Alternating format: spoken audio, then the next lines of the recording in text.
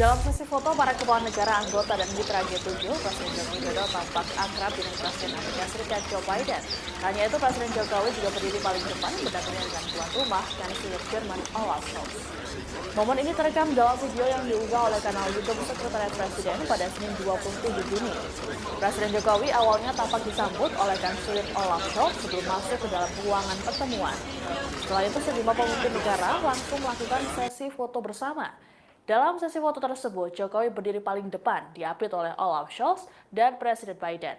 Keduanya mulanya sempat bertegur sapa dengan sejumlah pemimpin negara lain sebelum akhirnya menampilkan momen keakraban. Biden sempat menyelami Presiden Jokowi terlebih dahulu dan langsung merangkulnya. Keduanya pun terlihat terlibat obrolan santai dan tertawa bersama.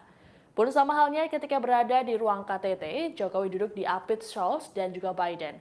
Dalam pertemuan G7 ini, Presiden Jokowi dijadwalkan melakukan pertemuan bilateral dengan sejumlah pemimpin negara.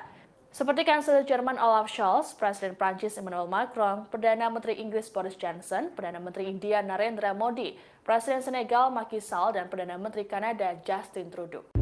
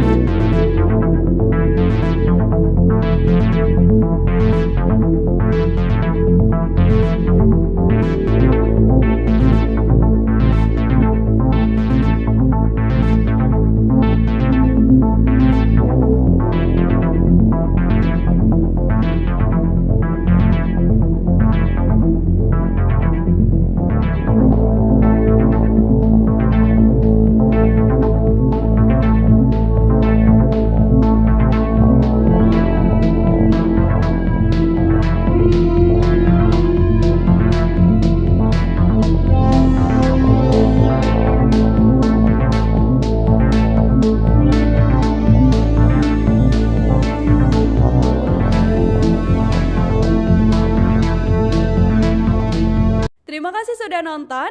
Jangan lupa like, subscribe, dan share ya.